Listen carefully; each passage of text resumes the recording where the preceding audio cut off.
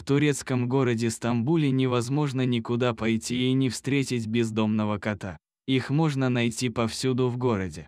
Четвероногие друзья процветают благодаря доброте и щедрости людей, которые там живут. Они обеспечивают животных едой и водой, а иногда и дают им приют. В 2019 году газета New York Times подсчитала, что только в Стамбуле свободно бродят более 100 тысяч кошек.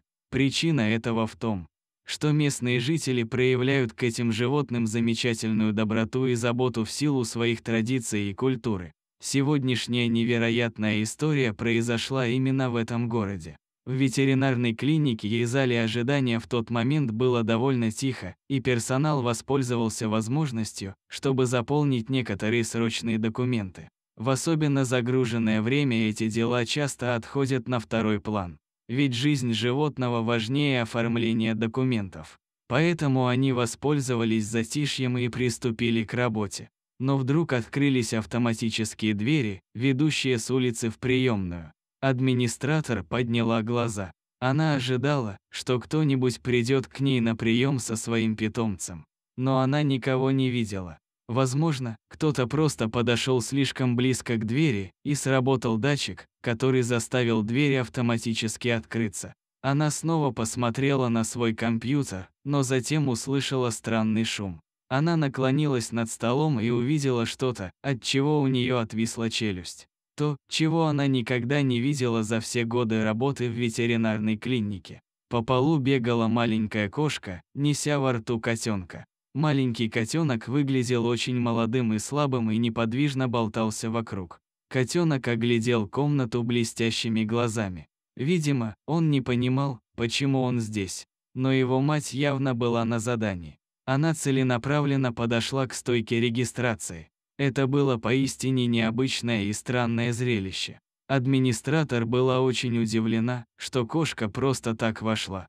Хотя в этом районе было много кошек, ни одно из этих животных никогда добровольно не вступало в дверь. Кошка-мать целенаправленно подошла к женщине и осторожно поставила котенка перед секретарем. Женщина позвала одного из ветеринаров, и вокруг вновь прибывших собралась небольшая группа. Почему они были здесь? Они чего-то хотели или просто пришли сюда из любопытства? Сотрудники должны были разобраться в сути дела. «Я никогда не видел, чтобы кошка и котенок входили так охотно», сказал один из дежуривших в тот день ветеринаров. Когда осмотрели кошку-мать, она оказалась в порядке и здорова, рассказал ветеринар. Поэтому они быстро перешли к котенку.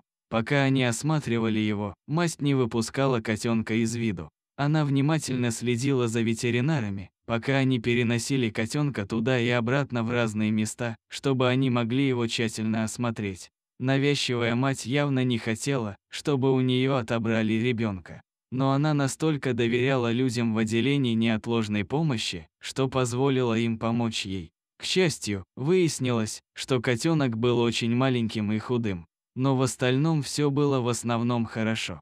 Он просто страдал от недоедания. Что-то, что можно было бы легко исправить. Судя по всему, котенок был самым слабым в помете, и его всегда отталкивали, когда кто-нибудь из местных давал ему еду или воду. Его силы окончательно ослабли, и внимательная и заботливая мама-кошка сделала то, что сделал бы любой любящий родитель. Котенок явно нуждался в помощи, и его мать это понимала, сказал один из ветеринаров. Удивительно, что кошка распознала нештатную ситуацию и приняла меры. Ветеринары обеспечили котенка едой, водой и некоторыми лекарствами, чтобы защитить его от болезней и поддерживать его в форме и силе. Кошка и ее котенок съели всю еду, которую им давал персонал. Когда два животных были готовы покинуть больницу, ветеринары подумали, что она просто спрыгнет со стойки и исчезнет. Но у матери кошки перед уходом было еще кое-что сделать. Когда она была готова снова выйти на улицу, она обошла каждого сотрудника и потерлась о них своим телом.